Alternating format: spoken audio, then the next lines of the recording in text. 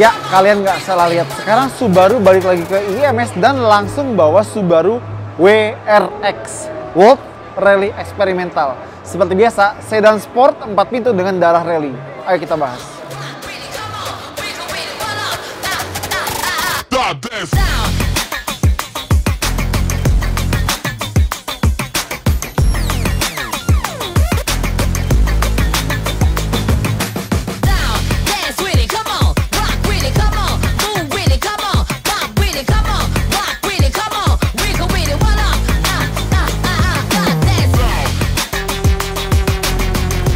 Ya, generasi terbaru dari Subaru WRX. Luar biasa, akhirnya datang juga loh.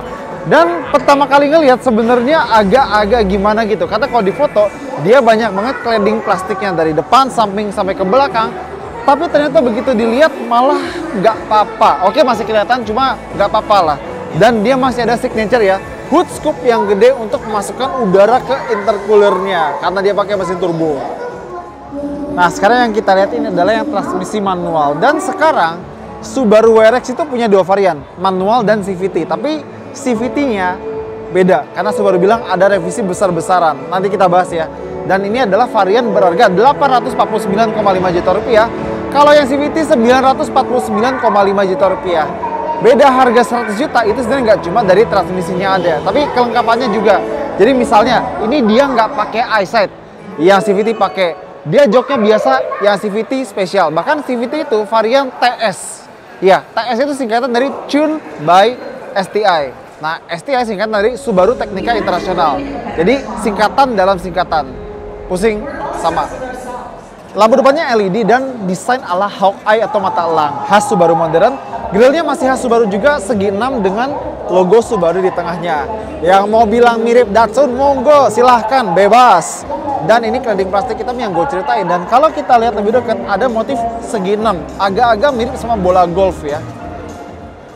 Untuk peleknya dia udah ukuran 18 inci dan rata, depan belakang sama. Jadi kalau misalnya kayak Nissan GT-R kan depan belakang ukurannya beda, yang belakang lebih lebar, ini sama. Untuk yang manual dia pakai warna gunmetal dan yang CVT pakai two-tone. Bannya Dunlop SP Sport, banyak gripnya bagus nih dengan ukuran 245/40 R18. Dan lagi-lagi kalau misalnya kalian lihat, dia tuh claddingan plastiknya sebenarnya nggak terlalu masalah dan ini terinspirasi dari mobil konsep Subaru Vizif Performance. Jadi mirip dan di sini ada lubang asli di bagian belakang sama di bagian depan. Terus kalau buat yang suka banget sama Subaru pasti ngeh kalau dia tidak pakai pintu frameless karena WRX generasi ini dan yang sebelum ini dan yang sebelumnya lagi itu pintunya udah biasa seperti ini. Baru generasi yang awal-awal yang generasi pertama, kedua dan segitulah pakai pintu frameless.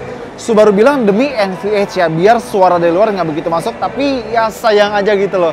Ya lama cantik banget dengan pintu frameless, ya ini kembali ke pintu normal dan pasti smart entry ya. Tapi kayak gitu-gitu mah nggak perlu dibahas, nggak ada sunroof. Tapi ingat ini sedan sport bukan sedan mewah. Lihat lampu belakangnya, oke. Yang mau komen mirip Brio silahkan, bodo amat, gue nggak peduli. Dan ada hiasan ala-ala Volcano di bagian lampu belakangnya. Terus di bagasinya ada alloy spoiler kecil, sewarna bodi, dan emblem symmetrical all-wheel drive karena semua Subaru, kecuali BRZ, pakai penggerak all-wheel drive. Nah, tapi bagian agak sedikit ganjel itu di bagian sini nih. Jadi, itu kayak setengah itu cladding plastik, setengah bagasi ini kayak orang pakai popok, tahu nggak? Ada reflektor di sini, sama di sini, dan knalpotnya 4. Nah, misalnya kalau ada yang komen, kok nggak pakai spoiler yang gede? Tunggu. Subaru WRX yang pakai spoiler gede itu WRX STI, Subaru Teknika Internasional. Ini WRX aja nggak pakai STI, jadi wajar. Tapi untuk generasi ini katanya sih nggak ada STI. Jadi ya ini adalah Subaru terkencang yang bisa kalian miliki sekarang. Kita lihat bagasinya kayak gimana. Bukan manual, ya lumayan lega lah. Dan kalau kita lihat dia ada toolkit sama. Ayo kita angkat. Ban serep, pelek kaleng, space saver, dan dongkrak.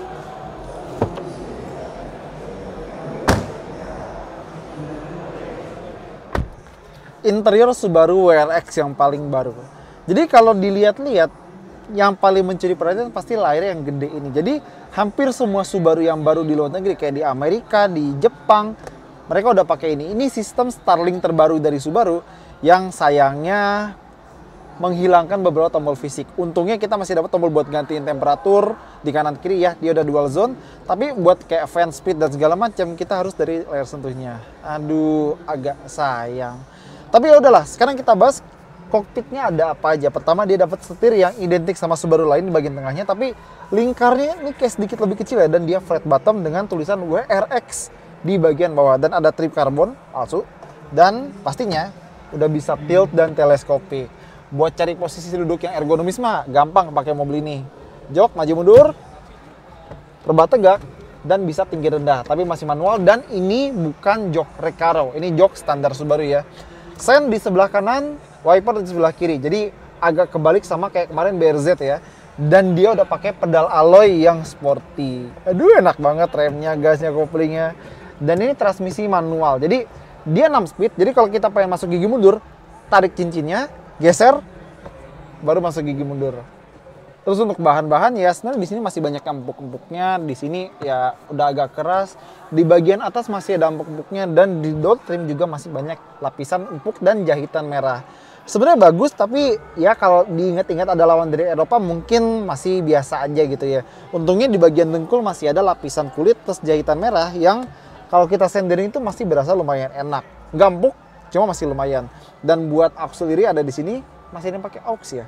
Ada 2 USB juga dan ada soket 12 volt.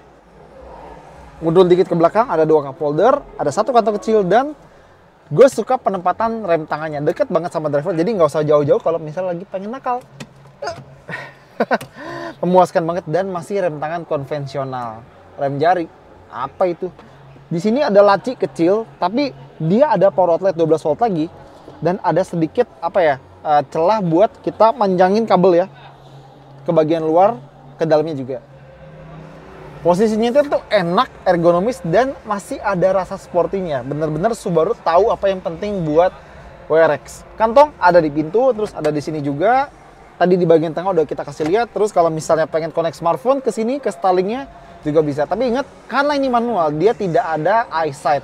Nggak ada kamera di sini, nggak ada adaptive cruise control. Dia ada cruise control, tapi cruise control biasa. Dan instrumennya masih analog, tachometer sebelah kiri, speedometer sebelah kanan, sama di tengahnya ada layar MID udah full color.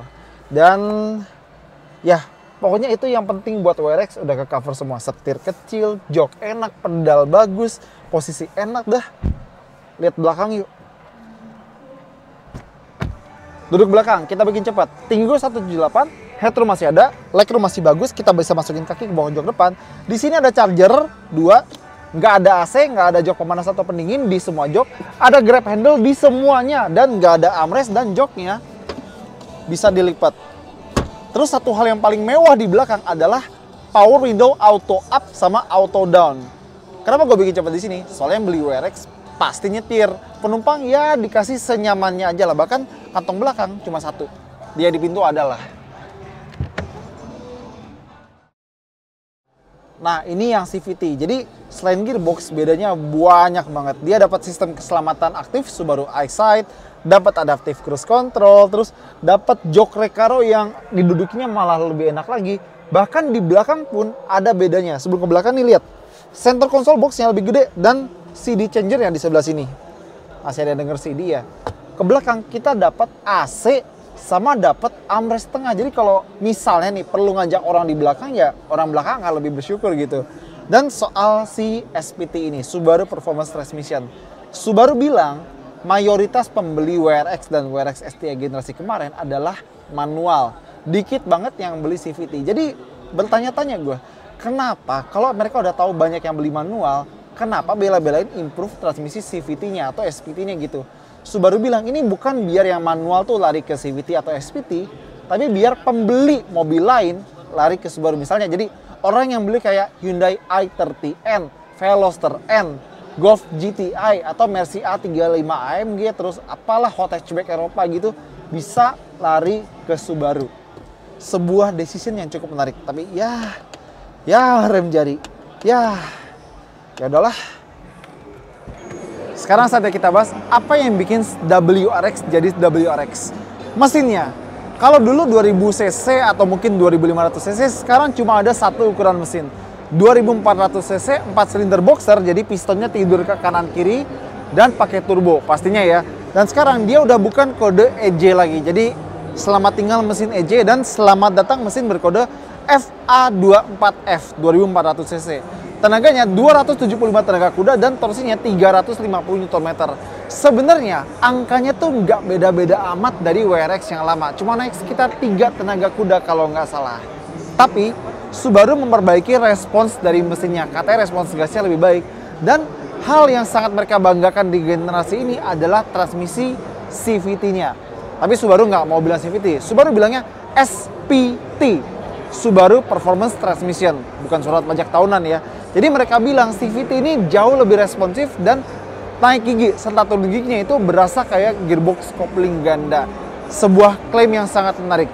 Biasanya gue anggap ini kayak ngomong doang gitu kan. Tapi karena ini Subaru dan Subaru memegang banyak paten teknologi CVT, gue jadi penasaran buat coba yang CVT-nya.